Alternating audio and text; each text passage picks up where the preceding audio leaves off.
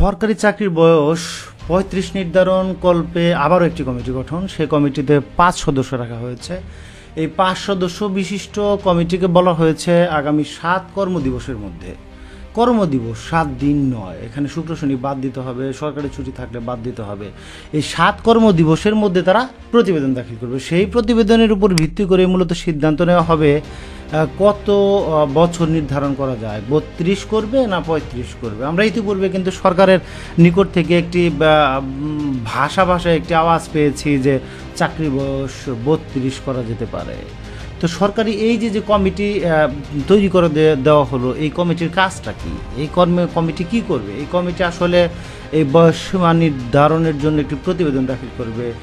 তার আন্তর্জাতিক যে মানগুলো আছে সেখানে অন্যান্য দেশে বয়সসীমা কীরকম রাখা হয়েছে সে বিষয়গুলো পর্যালোচনা করবে এবং ছাত্র জনতার যে আন্দোলন, এই পিছনে যে কারণগুলো আছে, যেমন কি কারণে এই কোভিডের কারণে অনেকে পিছিয়ে গেছে, তারপরে অতিমারি, তারপরে রাশিয়া ইউক্রেন এবং মধ্যপ্রাচ্যে যে যুদ্ধ, সেগুলোর কারণে নিয়োগ প্রক্রিয়া পিছিয়ে গেছে, ফলে অনেকের বয়স বেড়ে গেছে। বাংলাদেশের যে শিক্ষাবিদ বা শিক্ষা ব্যবস্থা আছে সেগুলোর উপরে এই যে ফ্যাসিবাদী আওয়ামী লীগের যে দুর্নীতি, সেগুলোর কারণে যে অর্থনীতি যে স্থবিরতা এসেছে, এই সমস্ত বিভিন্ন বিষয় তারা বিবেচনা করবে। এবং এই যে প্রভাবটা কি, যদি বয়স বৃদ্ধি করা হয় তাহলে বাংলাদেশের অর্থনীতিতে কোনো প্রভাব পড়বে কিনা, সে বিষয়গুলো তারা খতিয়ে দেখবে। দেশের শিক্ষাবিদ ও চাকরি প্রদানকারী যে সমস্ত প্রতিষ্ঠান আছে তাদের সাথে আলোচনায় বসবে, বিভিন্ন মন্ত্রণালয়, বিভাগ ও ছাত্র সংগঠনের যে নেতা আছে তাদের সাথেও বসবে। তাদের সাথে বসে পর্যাপ্ত পরিমাণে আলোচনা করে এবং তারা প্রয়োজনীয় যে মতামত বা সুস্পষ্ট মতামত তারা কিন্তু প্রদান করবে। এই বিষয়টিও তারা দেখবে যে এই যে ৩৫ করার পেছনে কোনো আইনি জটিলতা রয়েছে কিনা, সে বিষয়টিও তারা খতিয়ে দেখবে। কমিটি আইনি এবং প্রশাসনিক দিকগুলো যাচাই করে দেখবে যে চাকরিতে প্রবেশের বয়সসীমা বৃদ্ধির ফলে আইনগত বা প্রশাসনিক যে বাধা আছে সেগুলো কিভাবে দূর করা যায়, বা এই যে আইনি যে সংশোধন আনতে হবে সেই সংশোধনীগুলোরও সুপারিশ তারা করবে। শ্রমবাজারে কোনো ধরনের প্রভাব পড়বে কিনা বেসরকারি শ্রমবাজারে এই বয়স বৃদ্ধির ফলে, সেটিও কিন্তু তারা বিশ্লেষণ করে দেখবেন।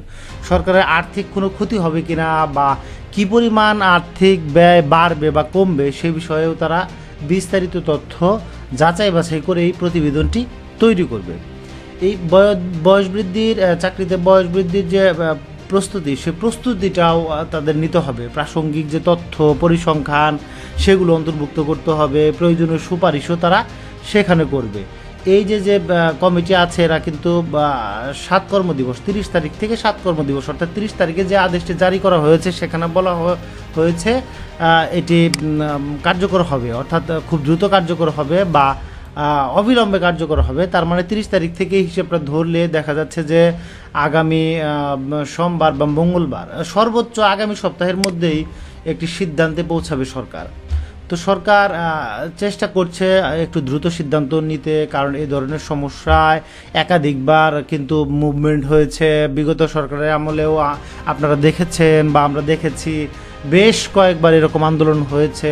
পেটোয়া বাহিনী, পুলিশ বাহিনীর মাধ্যমে কিন্তু তাদেরকে রুখে দেওয়া হয়েছে।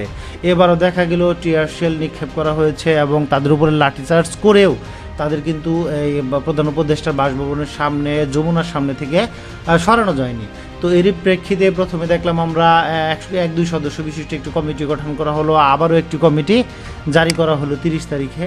তো এই যে ৩০ তারিখে কমিটি জারি করা হলো, তাদের যে কার্যপরিধি আছে সেই কার্যপরিধিতে তারা কাজ করে মতামত দেবেন এবং আইনি কোনো থাকলে, ব্যত্যয় থাকলে সেটিও তারা প্রকাশ করবেন। এখন চাকরিতে এই যে বয়সসীমা বৃদ্ধি, এই বয়সসীমা বৃদ্ধির ফলে শিক্ষার্থীরা চাকরির জন্য প্রস্তুতির সময় পাবেন ও প্রস্তুতির অতিরিক্ত সময় পাবেন এবং তাদের কর্মজীবনের শুরুতে যথেষ্ট সময় পাবেন চাকরির জন্য যুদ্ধে লিপ্ত হতে, বা এই যে সরকারি বা বেসরকারি চাকরির ক্ষেত্রেও তারা একটি গুরুত্ব পাবে যে ৩০ পেরিয়ে গেলে ধরা হতো যে আপনার তো চাকরির বয়স নেই, সেই বিষয়টা এখানে আসবে। বেসরকারি প্রতিষ্ঠান থেকে অনেক ছেলেপেলে কিন্তু সরকারি চাকরিতে সুইচ করে বা সরকারি চাকরিতে চেষ্টা করে, যখন তাদের ৩০ পেরিয়ে যায় তারা কিন্তু আসলে একটা পরিপক্কতা হিসেবে ধরা হয়, ফলে দেখা যাচ্ছে তারা আর সুইচ করে না তখন।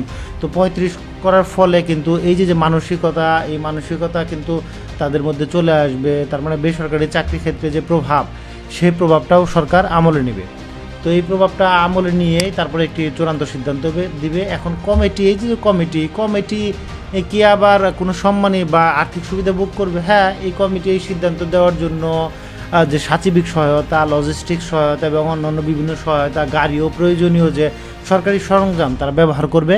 জনপ্রশাসন মন্ত্রণালয় এই কমিটিকে সাচিবিক সহায়তা প্রদান করবে। জনপ্রশাসন মন্ত্রণালয় কমিটির জন্য একটি উপযুক্ত দপ্তর ও প্রয়োজনীয় লজিস্টিক্স এর ব্যবস্থা করে দিবে। সুপারিয়র সিলেকশন বোর্ডের সবাই সদস্যগণ প্রতি সবার জন্য যেই রূপ সম্মানী পেয়ে থাকেন, অর্থাৎ এই যে ডিপিসি বা এই যে সিলেকশন বোর্ড হয়, এই সবাই যেরকম সম্মানী পায় সেরকম সম্মানী তারা পাবে। এই কমিটির সদস্যগণের যে সম্মানী, এটি মূলত ওই খাত থেকেই, অর্থাৎ সম্মানী খাত থেকেই পরিশোধ করা হবে।